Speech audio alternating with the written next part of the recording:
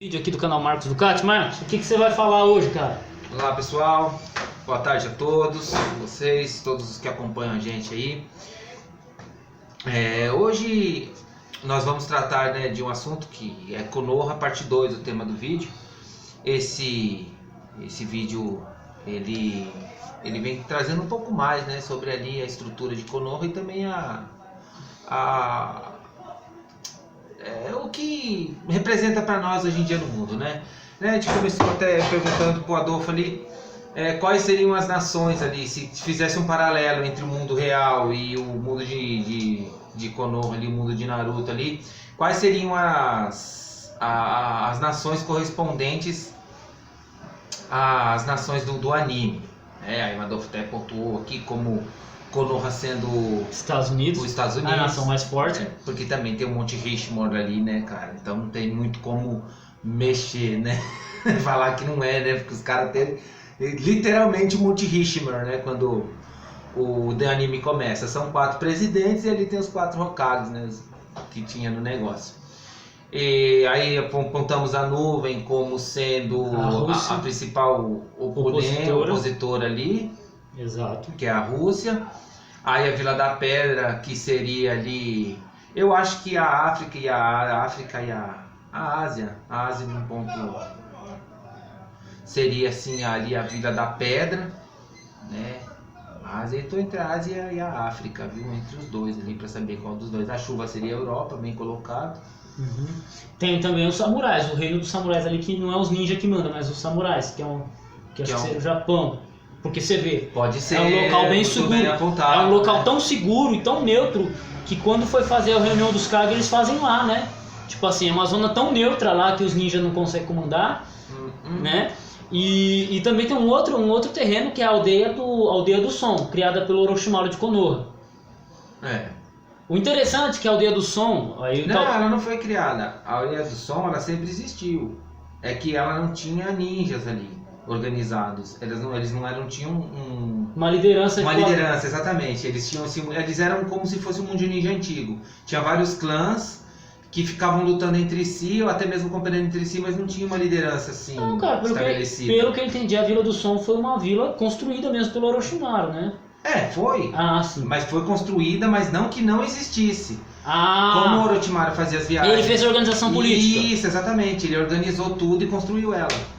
Então, quando fala na Vila do Som, já liga diretamente ao Orochimaru, porque antes do Orochimaru a vila não era nada, era um monte de bandido. E uma coisa bem para se observar é que o Japão, agora olha o paralelo, o Japão, ele foi destruído, ele saiu derrotado da Segunda Guerra Mundial, mas depois disso os Estados Unidos passam a investir nele, e ele se torna uma potência. A mesma coisa acontece com a Vila do Som. Konoha, praticamente, quando descobre que é o Orochimaru, que era o líder da Vila do Som, quando acaba a Guerra Ninja, a Vila do Som passa a ser uma extensão de Konoha. A mesma coisa seria os Estados Unidos hoje. Os Estados Unidos, o Japão é uma extensão de Konoha. Assim como o próprio Israel também. Israel é uma extensão dos Estados Unidos. Aí você pode falar, nossa, como assim, Adolfo? Eles não ficam no Oriente? Sim, mas a influência dos Estados Unidos faz com que aquela nação não surgiu por ela mesma. Alguém investiu nela. Entendeu? Captou por onde eu caminho? Captei. Então assim, eu fico em dúvida se o Japão ficaria entre seria a terra dos samurais, uma zona neutra, ou seria a Vila do Som. Eu fico em dúvida nisso, porque... Eu vou falar a verdade, tudo é meio dual, cara? Eu acho que podem ser até os dois, assim, em contextos diferentes. Sim. Num contexto, como você disse, sim. Agora, belicamente, já entraria mais como a aldeia da chuva mesmo, Porque lá o tempo também... a chuva não, A chuva seria lá em cima ali. A Europa, A chuva, clãs fortes... O Japão seria mais de samurais, como a própria cultura dele traz, Exatamente.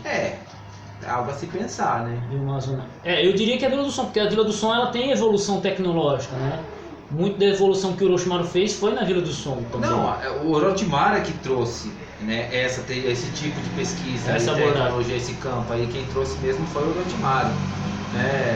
Praticamente tudo estava parado ali. Konoha ela só sabia desenvolver coisa bélica ou ele ficava se tateando ali entre problema interno, né, intrigas políticas internas, né, e a gente vê que esse é um retrato também do mundo, né, do próprio mundo Real. do governo que apresenta, né, praticamente você vê o Brasil, né, a gente está aqui sofrendo aqui entre uma transição ali que não tem fim, né, aonde a gente está. Então temos um governo, temos o antigo governo não presta, o atual governo a gente não sabe, temos expectativas, mas não sabemos, né? Temos expectativas. Já tá melhorando, já criou 400 mil empregos, a melhor taxa em 5 anos, né? Mas também, né, Adolfo, muito emprego também deixou de existir. Não, estamos falando de 13 milhões de desempregados. Então, Tipo, né, que tipo só assim, que não assim, é novo. Vamos dizer que é aquele negócio assim,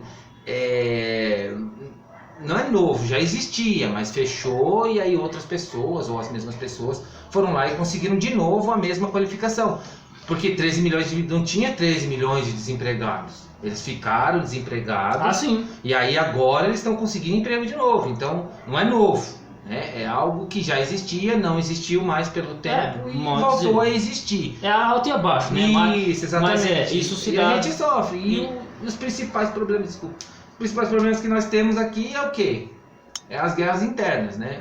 Um lutando contra o outro ali e o negócio não vai nem para um lado e não vai nem para o outro, né? Porque o outro a gente já vem de um fracasso, então meio que voltar seria um retrocesso. Ir para frente sem, saber para onde realmente se vai é outro problema também que causa também problema que nem divide-se em opiniões. Por exemplo, o Adolfo é uma pessoa que crê, entendeu? Ele crê que o direcionamento está certo, independente para onde vá, mas o presidente ele sabe para onde ele está guiando o povo e beleza. Eu já acredito de uma forma diferente. Eu acredito que não tem como prever para onde vai sair, porque tem muita variável no meio disso. E pode ser que dê o pé pelas mãos e acabe ficando muito pior. Eu sou mais temeroso, entendeu? Eu sou mais uma pessoa assim. Nesse ponto eu sou meio conservador. O Adolfo já acaba sendo um pouquinho mais galgador, ele vê mais pra frente. Eu falo assim igual a frase do Tiririca, pior que tá não fica. Exatamente. Mas você vê, se a gente for por uns anos atrás, né? O mundo sofria também com fome, do mesmo jeito que sofria hoje. Aí passou por alguns problemas, a gente teve um destaque aí genético, né, na parte da alimentação. A humanidade começou a produzir mais, em compensação ela também cresceu mais. Então praticamente o problema não se resolveu, né? Acontece que os recursos naturais e o poder da terra ele foi acabando enfraquecendo e vai enfraquecendo mesmo, né, cara? Porque vamos pegar assim, disso é uma parte que um pouco eu entendo também, porque eu vivi bastante nesse meio rural e a gente vê, e eu via, né, há uns 20 anos atrás, vamos dizer assim, qual que era o procedimento em cuidar da terra, né? Era praticamente 2 meses de cuidados com a terra. Era passado uma máquina na terra, a terra era revolvida e disse revolvida era jogado os insumos na terra, calcário, ureia e tal, tantos outros que tinham lá ali para suprir a falta da terra que a terra tinha. Depois era passado uma outra máquina, um outro tipo de ferramenta atrás ali, que era para gradear a terra, aí tombar a terra e um monte disso, até que sim, ficasse pronta, aí tinha que chover, e aí era passado o plantio, feito o plantio dessa terra e aí sim nascia. Lógico, não nascia tanto. Depois, né, foi vindo os progressos, né, os Estados Unidos, e a Europa também criaram novas máquinas, veio o plantio direto. Esse plantio direto ele já descartava esses 2 meses de preparamento de terra, já não necessaria mais, já não é mais tanto necessário, né? Um estudo da terra acabou sendo um pouco mais necessário, né? Agrônomos foram necessários, porque aí tudo que era feito na terra era a partir de amostragens, ele furava a terra, tal, ia vendo a amostragem, preparando do solo, e ali um agrônomo ele faria assim, um planejamento dos próximos 10 anos, 20 anos do que você ia ter que fazer com a terra. Daqui 20 anos você vai ter que fazer uma reposição de calcário na terra porque as partes de baixo já está meio que falhando, entendeu? Então foi mais ou menos assim que esse negócio foi colocando. O problema é que a terra ela não está mais produzindo aquilo que produzia. Praticamente ela produz a vida vegetal, produz. Agora nós temos, né, eu venho acompanhando porque eu faço um curso voltado para essa área ambiental, que é técnicas ambientais. E nós vemos coisas preocupantes, né? Mas fiquem tranquilos, ele não votou na Marina. Não teria problema nenhum. Tô zoando, também. rapaz, aqui, Eu apoiaria a ela e também discordaria dela do mesmo jeito que eu faço com qualquer um candidato. Você discorda todo mundo? É verdade, eu vou falar pra você, eu acho que por natureza eu já sou uma pessoa que... um antagonista, assim, por natureza, né? Eu não me dou muito bem com os poderes, assim, pré-estabelecidos. A não ser que eles sejam inegavelmente corretos, como que acontece com a Bíblia. É inegavelmente correto, não tem como você se opor ao que está nela. Aí eu pergunto, quem se oporia ao quarto Hokage? Ao quarto Hokage? É meio complicado você falar quarto Hokage, né? Porque você teria que ser rápido o suficiente para isso. O problema não era nem ser mais forte que ele, o problema era ser mais rápido que ele, né? O que conseguiu ali, falar bem a verdade, conseguiu perfeitamente fazer isso foi o Madara, mas o Madara não conta, né? Ele não podia morrer. E o óbito, né? O cara pacificou uma guerra ninja. Sozinho. Sem ajuda de ninguém. Né? Tipo, de manhã cedo tava acontecendo a guerra, à noite tinha cancelado a guerra por falta de soldados. Todo mundo em paz, né? Pra que brigar? Pra que brigar? Acho que foi a partir daí que desenvolveram aquela expressão, descansa em paz. Rapaz do céu. Ai, da hora. Verdade, né, mano? Onde o cara passava era o regaço. Onde ele passava acontecia a paz. Falava assim, vai, você viu alguma coisa? Não, então corre que você tá vivo ainda. Igual o cara lá que trombou com o Kakashi lá, né? Você é o Canino dos Brancos? Não, o Canino dos Brancos era meu pai e ele morreu faz 5 anos. Então tá, então você é o Canino, então você é o aprendiz do quarto Hokage. Então eu posso brigar com você, porque se é o quarto Hokage, a lei é você foge, se conseguir. Era tipo Jason, assim, tá ligado? O cara vai andando e você se mata na carreira. No final das contas ele já tá te esperando pra te matar, né? O cara era... Uma coisa... Era feroz. A gente mudou totalmente o assunto. Mas eu acho muito interessante essa organização. Por que que os Hokages... Os Kages eram escolhidos os ninjas mais fortes, ou pelo menos um dentre os 5 ou 6 ninjas mais habilidosos da sua aldeia. A pergunta é, quem é o otário de sequestrar o Hokage? E outra também, né, cara? O mais forte, a lei do mais, sempre foi a lei do mais forte, né? Quem pode mais, manda quem pode mais e obedece quem tem juízo. Ou quem pode mais, chora menos, né? Isso. Foi mais ou menos igual lá mudando de desenho, mas aí vai entrar na mesma linha. Na verdade, Konoha, Adolfo, agora que você falou, velho, a Konoha, ele veio exatamente mudando essa filosofia de pensamento. Porque Konoha, ela dava o suporte para que as vidas mais frágeis conseguissem também passar aquilo de bom que elas tinham. Né? Vilas que com certeza teriam, clãs, aliás, que com certeza já estariam mortos já por outros clãs, eles conseguiam se desenvolver e desenvolver habilidades. Igual o clã da Sakura, né? Não é um clã que tem muitas habilidades. A Sakura é a representação do comum ali. Isso é verdade. Ele sai, não é igual, mas é comum. Entendeu? Se destaca em alguma área do estudo e tal. Não que se destaque. Ele sai do tradicional, assim, não do tradicional, mas ele... Do nível baixo. Isso, ele sai do nível... Ele é alguém que tem alguma coisa, mas não tem nada muito expressivo. Diferente dos Uchiha, dos Senju, dos Uzumatis, dos Ryugas. Uma coisa expressiva, assim, né? Que nem os Ryugas também, cara. Os Ryugas não eram... tipo, a única coisa que eles tinham era até então, que ninguém conhecia nada da história deles, né? Porque depois de Boruto, sim, né? Mas até ali ninguém conhecia nada deles ali. Então a única coisa que eles tinham era o tradicionalismo. Porque eles eram o clã mais nobre que tinha, né? Porque ninguém sabia porque eles eram os mais nobres. E a nobreza deles vinha do sacrifício do irmão do Hagoromo ter ido vigiar o corpo da Otsuki na lua, né? Até depois no filme O Ninja do Caminho Ninja é explicado bem isso aí. Sim, mas os caras também não caem em genjutsu, enxerga através do chakra, com técnicas assim fortes, mas...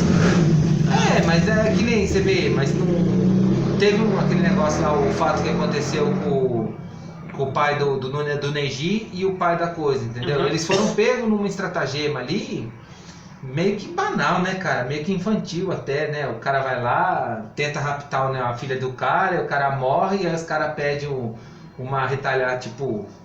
uma reposição do negócio para conseguir um olho. E é por nada não, cara, mas eles conseguiram esse olho, eu só não sei onde foi. Só que tem um cara eu acho que é no... Na Grande Guerra Ninja.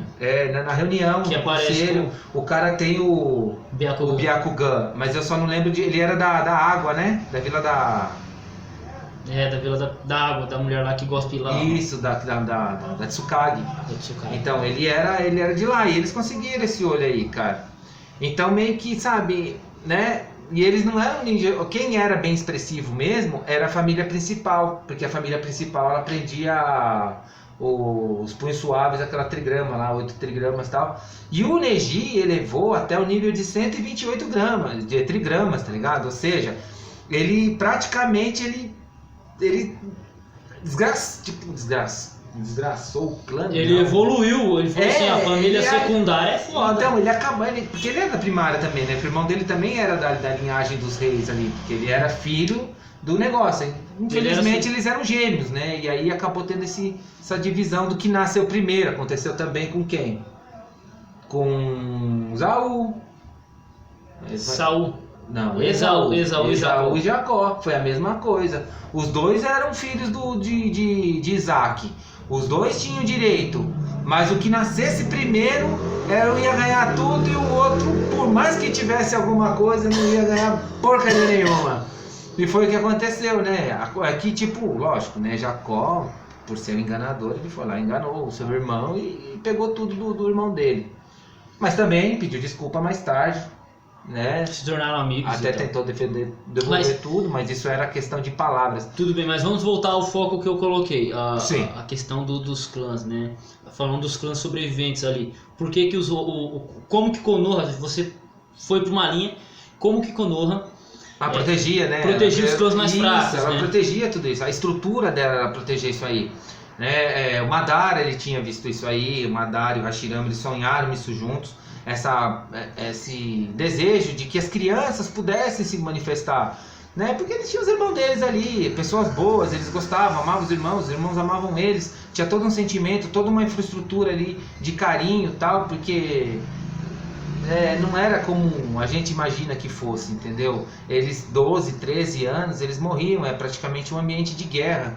Eu acredito que os nossos avós, eles são mais duros, né? A criação deles até é mais dura e tal, por causa disso. Eles viveram uma época similar a essa aí, né? Que igual do desenho retrata ali, uma vida dura, onde crianças morrem, né? 16 anos não quer dizer nada. Hoje em dia todo mundo pensa, só com 18 anos que pode morrer, né? Porque com 18 anos você pode ser preso, com 18 anos você pode tirar a carta, com 18 anos você pode beber, pode fumar, pode fazer qualquer coisa. Resumindo, você só é alguém a partir dos 18 anos. E ali não. E tem gente que não sai dos 18 anos, né? Tá com 30 anos na casa da mamãe e acha que é muito. Até um pouco menos, né?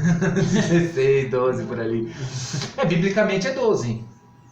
Né? Biblicamente é 12. Que 12 anos você tinha que traçar seu rumo e trabalhar e começar a se desenvolver como pessoa. Isso. Você não tinha mais nada ali dentro do seu pai ali. Você só tinha o que tinha que fazer. Isso que é doido, cara. A Bíblia, as culturas antigas, elas eram desse jeito mesmo. Mas é onde ele tinha. Nós, na cultura moderna, é que inventamos essa frescura. Mas é que a gente... Mas vamos lá. Tipo assim, a ciência também, Adolfo, abriu um leque tão grande, cara. Porque eu tava falando com um rapaz sobre isso também, cara.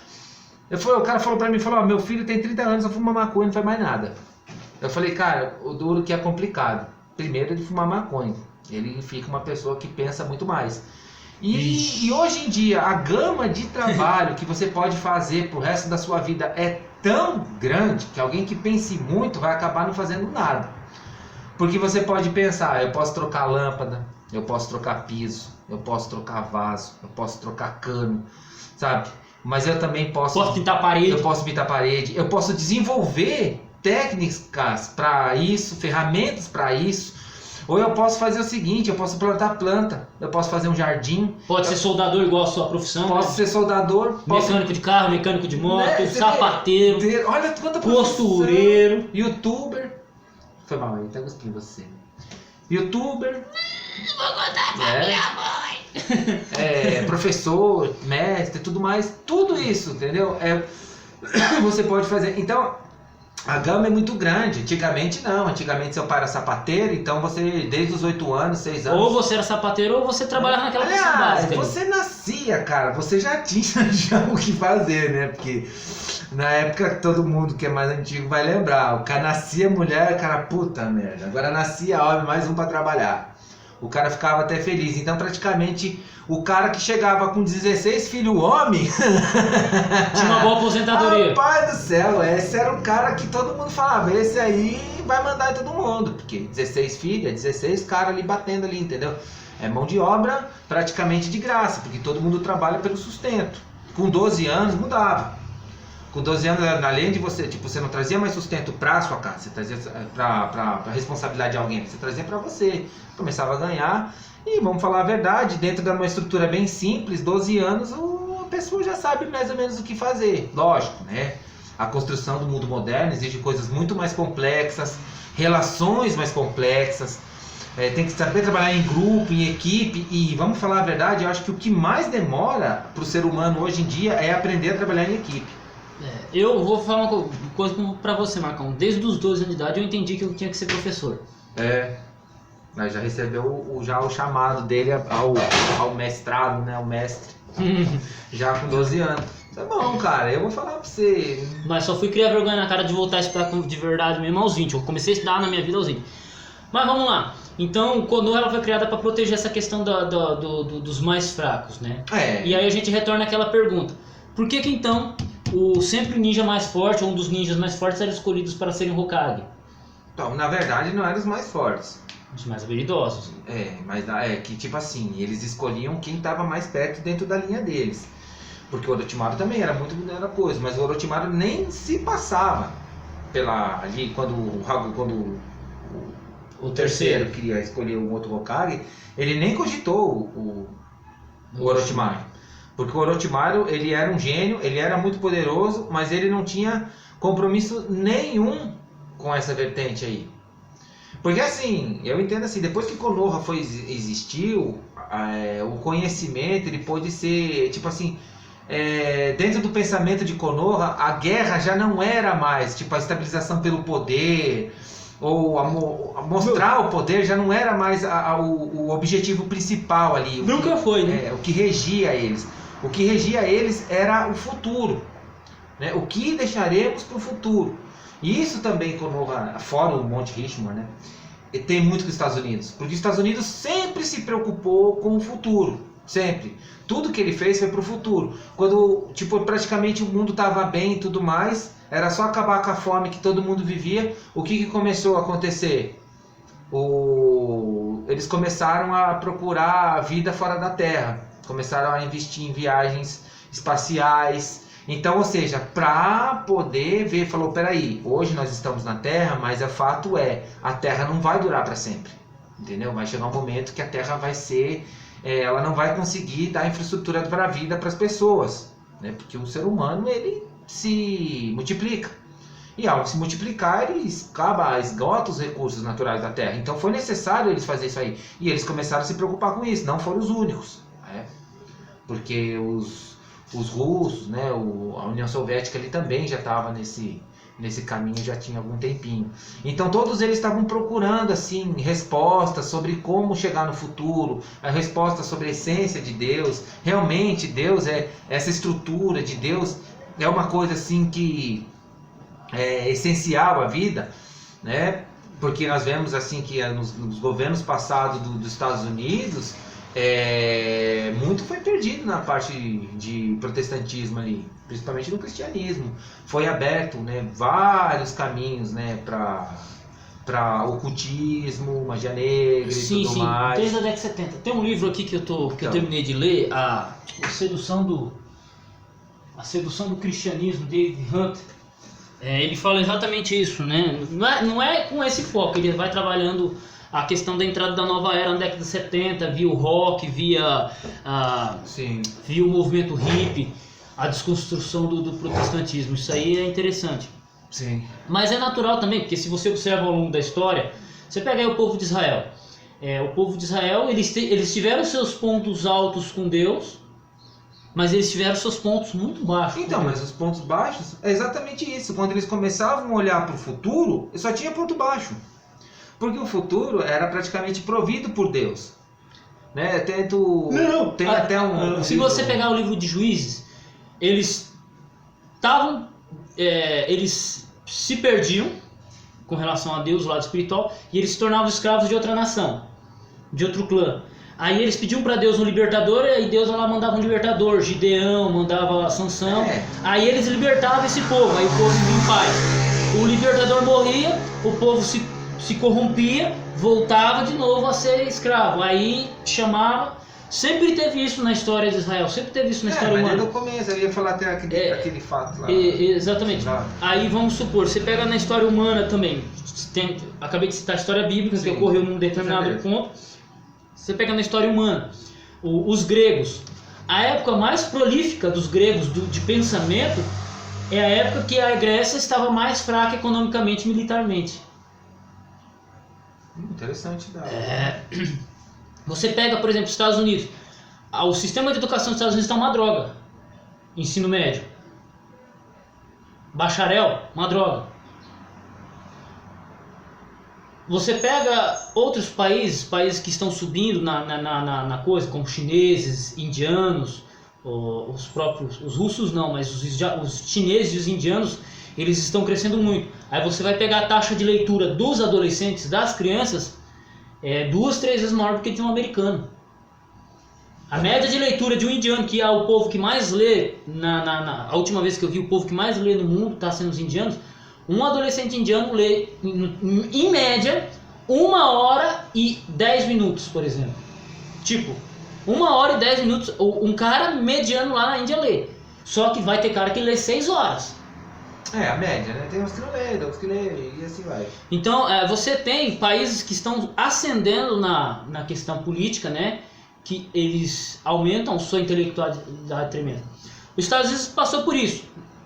Primeira Guerra Mundial saiu bem do dinheiro, Segunda Guerra Mundial saiu bem do dinheiro, logo ele começou a ter problemas internos. O capitalismo, ele é isso, altos e baixos. Ninguém fica lá em cima para sempre. Não tem como ficar. Não tem como ficar. Nenhum dos sistemas tem como ficar. Não fica, não se sustenta. Primeiro que para você poder se sustentar, você tem que dominar, tem que colonizar. Você tem que sair tirando dos outros.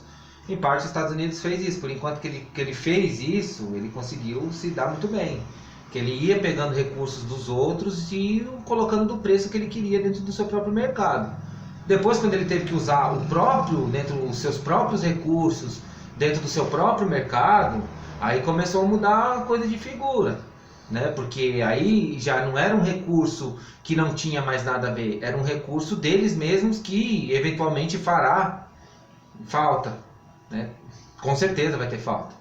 Né? Eu não tenho essa visão assim dos Estados Unidos como uma coisa muito boa, tipo assim, não como boa, porque o que manda é o governo, entendeu? E pelo governo a gente vê, aí falam isso, falam aquilo outro, mas quando você acompanha a pessoa mesmo, aí você já vai medindo mais ou menos o que acontece. Isso você pode ver pelo Barack Obama, eles estavam lutando contra os terroristas e o Barack Obama dando dinheiro para os terroristas. Olha a hipocrisia, né? Do negócio. Aí entrou o Trump parou de dar dinheiro pros terroristas, aí os terroristas ficaram bravos.